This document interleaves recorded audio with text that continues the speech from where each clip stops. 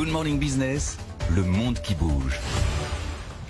Benahouda, l'Allemagne envisage de saisir les actifs de la Russie pour les transformer en contribution à la reconstruction de l'Ukraine. Comment le gouvernement de coalition à Berlin aborde-t-il cette idée? L'objet serait de confisquer une bonne fois pour toutes des milliards d'euros inscrits à l'actif de la Banque centrale de Russie.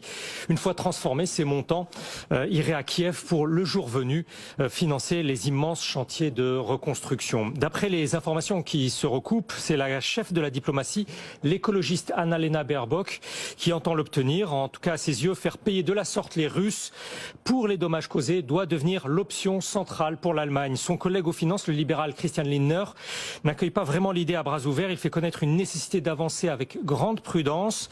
L'un des principaux titres de la presse allemande cite ce matin des personnes proches de ces discussions, selon lesquelles le chef des libéraux craint que la saisie des actifs de la Banque centrale russe ne crée un dangereux précédent et ne conduise les États européens dans un champ de mines légales.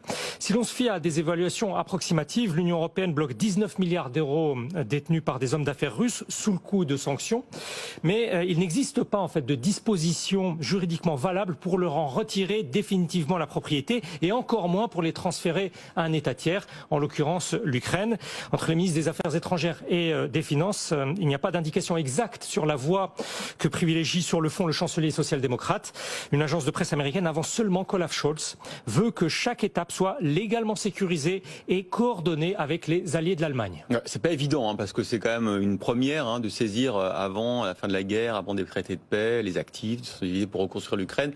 Évidemment, ça va compliquer aussi la relation avec la Russie, forcément. Tout à fait. Alors le gouvernement Scholz pourrait en principe s'appuyer sur une résolution votée en novembre par l'Assemblée générale des Nations Unies qui vise à faire payer à la Russie une indemnisation à l'Ukraine. Mais pour rappel, une décision votée dans ce sens par l'Assemblée générale de l'ONU n'a pas la valeur juridique contraignante qu'aurait la même résolution si elle était adoptée par le Conseil de sécurité. Cela reste donc strictement impossible puisque dans cette instance, la Russie opposerait systématiquement son veto à un tel texte. Vu par l'éditorialiste d'un journal de Moscou, c'est le ministre allemand des Finances qui estime qu'aucune prudence ne sera superflue parce que ses services, ceux du ministère des Finances, sont eux bien au fait des risques politiques et juridiques d'une telle option. Alors que sa collègue aux affaires étrangères, comme ses autres homologues d'Europe, écrit-il, ne sont plus responsables de leurs paroles. Quoi qu'il en soit, la Commission européenne cherche toujours comment procéder au nom des 27. Ceux qui, à Berlin, voudraient faire aboutir le projet de confiscation sont susceptibles d'invoquer un précédent, un cas de figure en particulier, celui de l'Afghanistan. Les États-Unis ont fait en sorte que 3,5 milliards de dollars de réserves extérieures de la Banque centrale afghane soient mis hors de portée du gouvernement des talibans. Ils sont actuellement placés sous le contrôle d'un organisme international multilatéral basé en Suisse.